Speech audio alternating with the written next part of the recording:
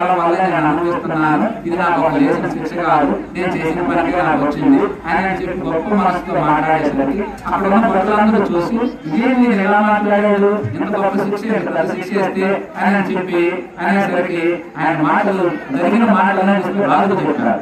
రాజు ఆయన మనసు అంతా కరిగింది, అయ్యో ఏంటి గొప్పవాడ ఇట్లా మాట్లాడా అని చెప్పి వాళ్ళందరూ రాజు గొప్పలు ఆడవాళ్ళు వచ్చి పాపం ఆయన తీర్చి తప్పైపోయింది క్షమాపణ చెప్తే ఆయన ఎవరిని ఏమన్నా ఏదో జరగాల్సింది నాకు ఏదో ఉన్నటువంటి కథజన్మ ప్రకారం ఏదో ఉన్నదయా దాన్ని నేను అనుభవిస్తున్నాను అని చెప్పిన తర్వాత అనుకోకుండా ఆయన జరిగిన తర్వాత ఆయన శరీరాన్ని ఇక్కడే వదిలేసి యమలోకానికి పోయాడు. యమున దగ్గర పోయాడు.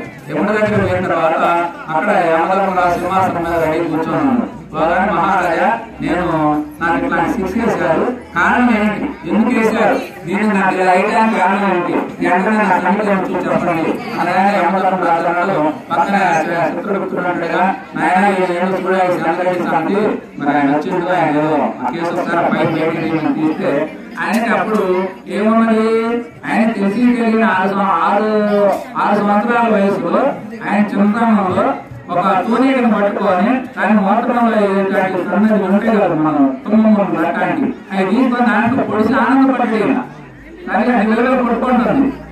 అప్పుడు ఆయన చెప్పాడు, యమధర్మరాజా ఈయన చిన్నప్పుడు పని చేశాడయా, అందుకే ఈయనకి శిక్ష చేయాల్సి వచ్చింది అని చెప్పి కర్మ సిద్ధాంతం ప్రకారం ఆయన తెలియజేశాడు.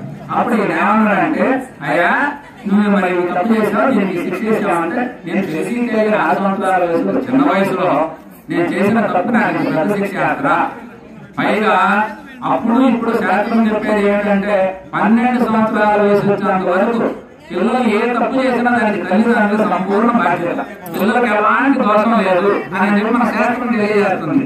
అందుకు కాబట్టి నేను ఏం చేసిందంటే ఇలా జరిగింది, నాకు 6 సంవత్సరాలు అప్పుడు చేశా, ఇది మా అమ్మ మా నాన్న వాళ్ళకయ్యా, నాకు నువ్వు శిక్ష ఏంటి, అందుకు కాబట్టి యమధర్మరాజు నేను నిన్నే చెప్పిస్తున్నా, ముఖ్యంగా 12 సంవత్సరాలు 14 సంవత్సరాలు పొడిగిస్తున్నా, 14 సంవత్సరాల వయసు వచ్చేదా ఏ తప్పు చేసినా పిల్లలు అది తల్లిదండ్రులు మాత్రమే చెందింది అని చెప్పి, రెండోది ఏంటంటే నువ్వు నన్ను ఈ రకంగా చేసావు కాబట్టి నేను నిన్ను క్షమిస్తున్నా, నువ్వు ఒక భూమండలం మీద ఒక సూర్యుని యొక్క కడుపున జన్మించగలని ఆయన చెల్లించాడు. అంటే మోక్ష శక్తిలో చూడండి, అంటే ఇందులో మనకి ఏమిటంటే కర్మ సిద్ధాంతం ప్రకారం ఏది చేస్తే అది అనుభవించాలయా అనేది మన కర్మ సిద్ధాంతం చక్కగా బోధిస్తుంది.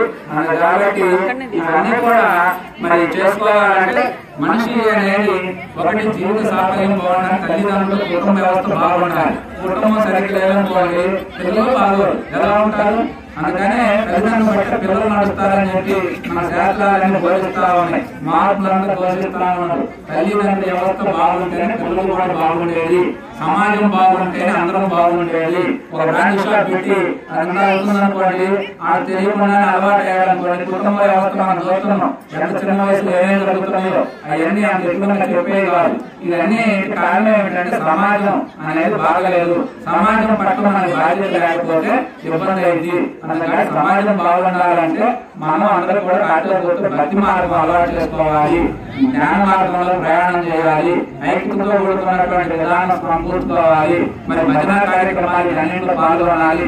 అంటే సహజంగా అనిపిస్తుంది ఆ భజన పోయిన వాళ్ళందరూ మార్పు వస్తున్నాయా, మార్పు వాళ్ళ దగ్గర మార్పు లేదు అని సహజంగా అనిపిస్తే వాస్తవానికి లేదంటే ఎంతో కొంత ఉంటుంది, మనం ఆశించిన ఉండకపోవచ్చు, కానీ ఆ కొద్దిగైనా రావాలన్నా కూడా మార్చుకుంటే మంచిది. అసలు మార్పు రాలేదని ఇప్పుడు బాగా కూడా, అందుకని మార్పు రావడం కోసం మనం భజన పోయే వాళ్ళు జీవితాలతో మెరుగు చేసుకోవాలి, మనసు ఇతరులు కూడా ఆదర్శంగా నడవాలి. ఈ విధంగా మనం చేసుకుంటే మనం బాగుంటేనే వ్యవస్థంతా బాగుంటే, ప్రతి తల్లిదండ్రులు కష్టపడి జీవితం మేము బాగున్నాం, మా పిల్లలు బాగున్నారు, పిల్లలు బాగుండాలంటే ఎక్కడ బాగుంటారు, మనం బాగుంటేనే మన పిల్లలు బాగుండేది, సమాజం బాగుంటేనే మొత్తం బాగుండేది. మనకేం ఎవడేమైతే మనకేంటంటే రేపు మన పిల్లలు తిరిగేది ఆడే.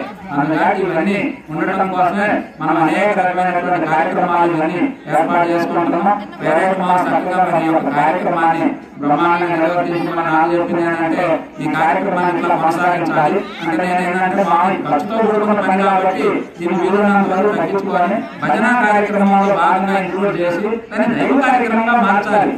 జీవి ఎప్పుడైతే దేహాన్ని విడిసిందో అది దైవంగా మారిపోద్ది. పరమాత్మ అనేది రూపం కాదు, దేవతతో సమానం. ఇక అందులో ఏమన్నా ఎందుకంటే దేహం జీవుడుగా ఉంటే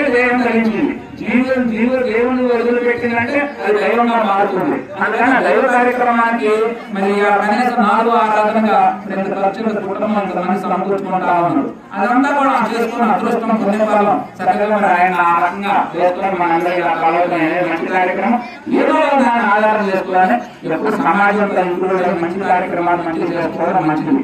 అందులో భాగంగా మరి ఈ విధంగా చేసుకుంటామంటే మనం కార్తీక మాసం వచ్చింది. కార్తీక మాసంలో మరి ప్రతి సంవత్సరం కార్యక్రమాలు అనేక రకాలుగా కొనసాగుతా ఉన్నాయి. సంవత్సరం తగ్గిన మన వనభోజన కార్యక్రమం అనేది ఉన్నది కాబట్టి రేపు పొద్దున భిక్షాటన కార్యక్రమం అనేది ప్రారంభమవుతుంది. ఒక 3 రోజులను పట్టింది. రేపు పొద్దున మరి ఎక్కడ మొదలు పెట్టాలి ఏంటనేది ఉదయం మొదలు పెడతాం. గ్రామం అంతా తిరుగుతాం కాబట్టి దానికి వీలైన రోజులు అందరూ కూడా శక్తి మేర సహకరిస్తే ఆ కార్యక్రమం ఏంటంటే దానికి కార్యం లేదు. అమ్మ సంకల్పం, ఆ శివయ్య దయ ఎంత వస్తే అంతకు తగ్గట్టుగా కార్యక్రమాన్ని పొందుపరచాలనేది కమిటీ ఒక నిర్ణయం జరిగింది. కాబట్టి ఆ ప్రకారం మనం చేయగలిగినంత చేసుకుంటూ పోవడంలో దానికి సంకల్పం చేసి అన్ని జరుగుతా ఉన్నాయి. ఉదయం ఆ కార్యక్రమంలో ప్రారంభం అవుతుంది. కాబట్టి ఉదయం 5 గంటలకల్లా మన భక్త సమాజం అందరూ కూడా శివాలయం దగ్గరకు వస్తే అక్కడ పూజ కార్యక్రమం చూసుకొని 5-5:30 కల్లా మన బయటకు వచ్చి ఊళ్ళో మరి 1 రోజు 2 రోజులు 2 రోజులు 3 రోజులు పెట్టింది ఆ కార్యక్రమం. ఆ కార్యక్రమం కూడా చేస్తే ఆయనంతా చేసుకుంటూ పోతా ఉండాలి. ఎంతో కొంత మన కుటుంబంతో పాటు మనం బాగుంటే మనం బాగుండాలి కాబట్టి అటు సమాజం బాగుండాలనే సంకల్పంతో కొంతమంది అలా కార్యక్రమాలు చేసుకుంటూ పోతుండాలి. పోయేటప్పుడు ఆ కార్యక్రమం చూసేవాడికి ఏంటంటే ఆయనలో లోపం లేదు, ఈయనలో లోపాలు అందరిలో ఉంటాయి. ఆ లోపం లేని మానవుడు అసలు ఎవరు సృష్టిలో మొత్తం మంచివాడు కానీ అర్థం చేసేవాడు కానీ ఎవరు ఉండరు. మంచి అనుకుంది చెడు అనుకుంది